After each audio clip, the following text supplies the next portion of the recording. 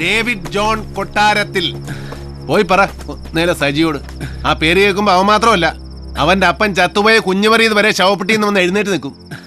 നീയൊക്കെ ഇച്ചിരി കൂടെ മൂക്കനോടാ കോട്ടയത്ത് വന്ന് കളിക്കാൻ. കയറിപ്പോ, കയറിപ്പോടാ.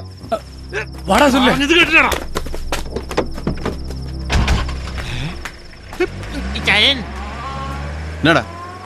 ഒത്തിരി നാൾ കൂടി ദേഹനങ്ങിയതുകൊണ്ടായിരിക്കാം ഒരു വല്ലായ്മ. വിനോദം കൊടുത്തേ. സത്യത്തിൽ കുരിയച്ഛന്റെ കന്നം തരുവാ. ആ ചെറുപ്പക്കാരോട് അവിടെ ഇരുന്ന് വലിച്ചോളാൻ പറഞ്ഞത് കുരിയച്ഛനാ. ആണോ? ആ, ഇതുപോലുള്ള പിറപ്പിനെയും കാണിച്ചെന്ന് ഞാൻ അറിഞ്ഞ കുരിയച്ഛൻ തന്നെ ചീട്ട് ഞാൻ കീറുവേ. പണി നീ വേറെ നോക്കേണ്ടി വരും. ഒരു പെഗോ? ആ, ഒരെണ്ണം കൊടുത്തിരുന്നല്ലേ സാർ പറഞ്ഞേ? എന്റെ പി ചേട്ട ഒരെണ്ണം പറഞ്ഞ ഒരു ഫുള്ളാ. കൈയും കാലും ഇളക്കുന്നതിന് എനിക്കുള്ള കോട്ടയാ. ഏതായാലും ഒഴിച്ചല്ല, അതങ്ങ് കളഞ്ഞേക്കാം.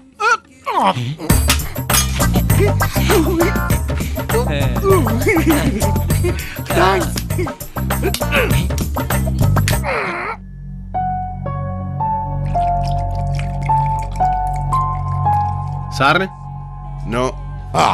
അതെന്നാ സ്വാമി വ്യാഴാഴ്ച കഴിക്കുകയാണെന്ന്?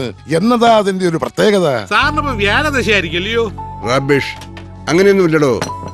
ഒരു ദിവസം, ആഴ്ചയിൽ ഒരു ദിവസം വേണ്ടാന്ന് വെക്കുന്നു. That's all. ആ കോറം തികഞ്ഞല്ലോ. അണ്ണനൊന്ന് ഒഴിക്കട്ടെ. ഒന്നൊഴിമോനെ. ഓ, എന്റെ പൊന്നു രാജഗോപാലെ, താനീ യൂണിഫോം ഇട്ടോണ്ട് ഇങ്ങനെ കയറി വരല്ലേ? കാണുമ്പോ ഉള്ളിൽ നിന്ന് ഒരു ആന്തല. അതെന്നാ തമ്പിച്ചായ? മാനസം വാരികയുടെയും സായാഹ്ന പത്രത്തിന്റെയും പ്രിന്റർ കം പബ്ലിഷറുടെ ഉള്ളെന്തിനാ ഒരു പാവം പോലീസുകാരനെ കാണുമ്പോ ഇങ്ങനെ ആളുന്നേ? അതെ, ഒരു പെൺവാണിഭ കേസിൽ വെറുതെ പ്രതി ചേർത്ത് ഈ പാവത്തിന് ഒരുപാട് കണ്ണീര് കുടിപ്പിച്ചിട്ടുണ്ട് സാറിന്റെ വർഗ്ഗക്കാര്.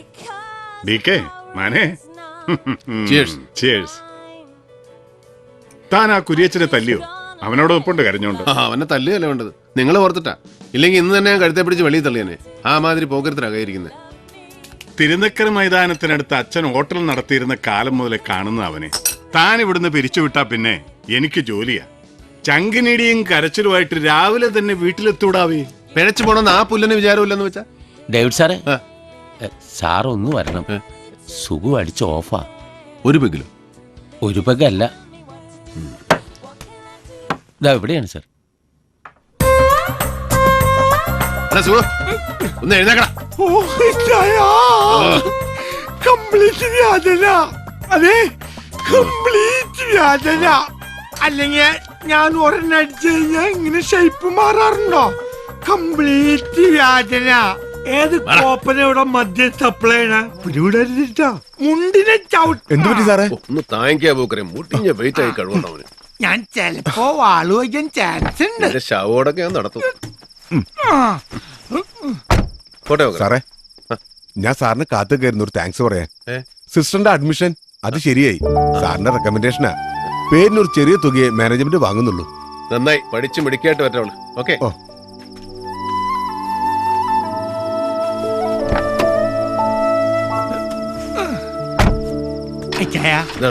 എനിക്ക് മുള്ളണം. എന്നെ ഞാൻ കൊല്ലും.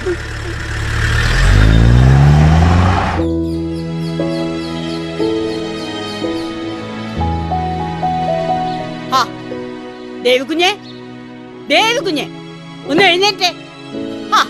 എന്നാ കിടപ്പായത്? കാപ്പ് കുടിക്കണ്ടായോ? മണി 10 കഴിഞ്ഞു.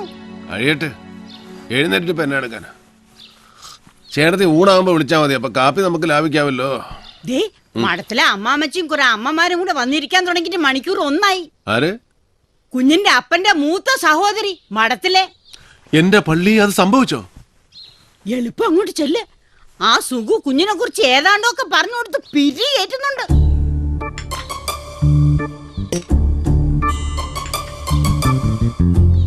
ഈ ക്ലബി പോക്ക ഒന്ന് നിന്ന് കിട്ടേണ്ടത്.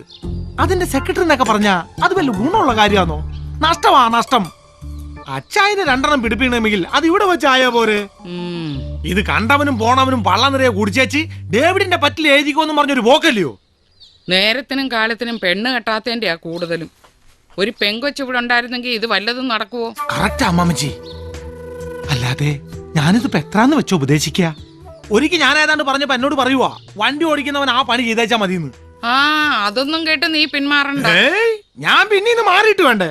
എടാ, പെറ്റ തള്ളയുടെ സ്നേഹവും ശകാരവും ഇത് രണ്ടും അവന് കിട്ടിയിട്ടില്ല. അവളങ്ങ് പോയില്ലയോ ചെറുക്കൻ 5-6 വയസ്സുള്ളപ്പോ. അപ്പനാണെങ്കി അത് അങ്ങനൊരു കഥ. ശരി, അവൻ എഴുന്നേക്കാൻ ഭാവമില്ലെങ്കിൽ കിടക്കട്ടെ. ഒന്ന് മഠത്തിലോട്ട് വരാൻ പറഞ്ഞേ, സമയം കിട്ടുമ്പോ. എന്നാ നമുക്ക് ഇറങ്ങിയേക്കാം. എന്താ? അതാ നല്ലത്. അന്നാമോ, ദേ വന്നേ. ഉടനെ ഒന്നും എഴുന്നേക്കുന്ന ഭാവമില്ല. അമ്മമാര് ഊണ് കാണുമെങ്കിൽ പറയണേ. ഇല്ലെന്നമ്മേ, ഞങ്ങൾ ഇറങ്ങുവാ. എന്നാ ഇത് അവന്റെ കയ്യിൽ കൊടുത്തേക്ക്. റോമിന്ന് വെഞ്ചരിച്ചതാ. ഇതൊന്ന് കൊടുക്കാൻ കൂടെ വേണ്ടിയാ ഞാൻ ഇതിലേ കേറിയത്. പൊക്കോട്ടേടാ സുഖുവേ. ഓ ശരിയാ മാമച്ചി. സുകുമാരോ, എന്നാ ചേട്ടത്തി? ഒന്നിഞ്ഞു വന്നേടാ. ഭക്ഷണം കൂടെ നിന്നിട്ട് പണിയുമ്പോ നിനക്ക് നല്ല സുഖല്ലടാ സുഖു. അടുത്ത കൈ ഒന്നുള്ളു കേട്ടോ. ആ ഇല്ല, സാറിങ്ങെത്തിയില്ല. എന്നാ ഞാനും അറിഞ്ഞത്. ഉമ്മച്ചൻ റിസൈൻ ചെയ്തു ഇവിടെ പിള്ളേരാരോ പറഞ്ഞു കേട്ടായിരുന്നു. ആ ശരി, സാർ ഇന്നിവിടെ ഉണ്ട്. നാളെ തിരുവനന്തപുരത്തിന് പോവൂ. ആ ഓ. സേവിച്ച് വന്നിട്ടുണ്ട്. ഈശോയി, എവിടെ? മുറിയില്ല. ഫ്രിഡ്ജിൽ നിന്ന് തണുത്ത വെള്ളവും ഗ്ലാസും കൊണ്ട് ചെറുക്കം പോകുന്നത് കണ്ടാ ഞാൻ നോക്കിയത്. എന്തോ പുകിലും കൊണ്ടാ. ഇച്ചിരി കടുപ്പത്തില.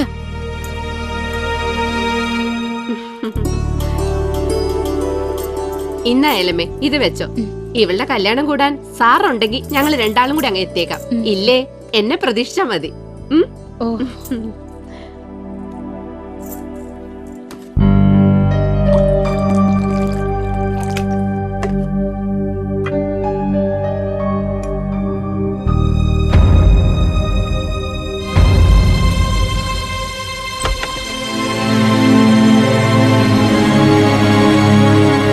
ഇതിനിപ്പോ രാത്രിയെന്നോ പകലെന്നോ കണക്കൊന്നും ഇല്ലാതായോ സേവിച്ച? ഓ, ഇനി എന്തോന്നിന് അമ്മച്ചി കണക്ക്? എനിക്കിപ്പോ എല്ലാവരും കണക്കാ. സേവിച്ചിനെങ്ങനെ കുടിച്ചു കുടിച്ച് അങ്ങനെ തീരും. അപ്പന്റെ അമ്മച്ചിയുടെയും കണക്ക് പുസ്തകത്തിൽ നിന്ന് എന്നോ വെട്ടിപ്പോയ പേരല്ലേ എന്റേത്. ഓ, എന്നതാന്നാവോ ഇത്ര പേരുത്ത് ദണ്ണം? പെരുത്ത് സന്തോഷിക്ക് എന്നതാ എനിക്കുള്ളേ. MC പോളിന്റെ മൂത്ത ഒന്നൊരു പേര്, അത് വെറും ഒരു പേരാന്നേ. മകൻ ശരിക്കും അവനല്ലേ, ബെന്നിച്ചൻ. പാർട്ടിയിൽ ഇപ്പൊ പോൾ സാറിന്റെ വലതുഭാഗത്ത സ്ഥാനം. നാളെ MLA, മന്ത്രി. ഞാൻ എന്തോ ആയി. കിഴക്കമലയിലെ തോട്ടത്തിൽ അട്ടയുടെ കടിയും കൊണ്ട് കണ്ണിന് നേരെ കണ്ട അപ്പച്ചന് കലിയ. ഉള്ളത് പറയണ്ട അമ്മച്ചി, എന്നെ എവിടെന്തെങ്കിലും ദത്തെടുത്താന്നോ? ഇങ്ങനെ പക്ഷഭേദം കാണിക്കുന്നോട്ട് ചോദിക്കുക. സത്യം പറ, ഞാൻ നിങ്ങളുടെ മോൻ തന്നെ അല്ലേ? കർത്താവിന് നിരക്കാത്ത വർത്താനം കള്ളും വലിച്ചേറ്റ് വിളിച്ച് കൂവിയാലുണ്ടല്ലോ സേവിച്ച നീ. പക്ഷാഭേദം കാണിച്ചെന്ന്. നിന്റെ കൊണവതിയാരം കൊണ്ട് ഞാനും സാറും കൂടെ കുടിച്ച കണ്ണീരിന് കഴിഞ്ഞു കണക്കുണ്ടോടാ. 10 സ്കൂളിൽ കയറിയിട്ടാ നീ 10ാം തരം പാസ്സായത്. അവസാനം കോളേജിൽ ചെന്നതിന്റെ കൊല്ലം തന്നെ കുത്തുകേസ്. തല്ലും വഴക്കും അടിയും കുത്തുമായി നടന്ന് നിന്നെ എസ്റ്റേറ്റിൽ കൊണ്ടാക്കി. അവിടെ നീ എന്നെ പറപ്പ കാണിച്ചേ. കഞ്ചാവ് കൃഷി നടത്തി. തമ്പുരാന്റെ കൃപ കൊണ്ടാ അന്ന് റവന്യൂ മന്ത്രി MC പോൾ രാജിവെക്കാണ്ട് രക്ഷപ്പെട്ടത്. എടാ, കയ്യിലിരിപ്പ് നന്നാവണം. അതിനെ കർത്താവ് പാതിയെ കൂടത്തുള്ളൂ. ബാക്കി പാതി അവനവൻ തന്നെ ഉണ്ടാക്കണം. കൊച്ചമ്മേ, സാറ് വന്നു. ഒരു പറ്റിയല്ലോ. എന്നാ ഞാൻ ഇയാളോട് പറയാനുള്ളതല്ലേ, വീട്ടിൽ നിന്ന് ഇറങ്ങുമ്പോ ഒരു റീത്ത് ഇടുക്കിക്കകത്ത് വെച്ചേക്കണമെന്ന്.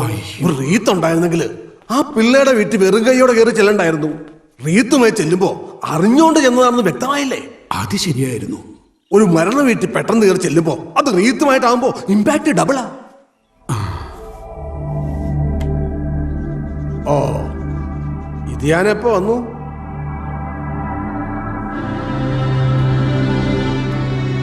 അതെ, ഭരണം കയ്യിലില്ലാത്ത സമയം. പാർട്ടിക്കകത്തെ ഇഷ്യൂസ് വേറെയും. ഇതിനിടയിൽ നീ ഉണ്ടാക്കുന്ന അട്രോസിറ്റീസ് കൂടെ മാനേജ് ചെയ്യാൻ എനിക്ക് പാടാം.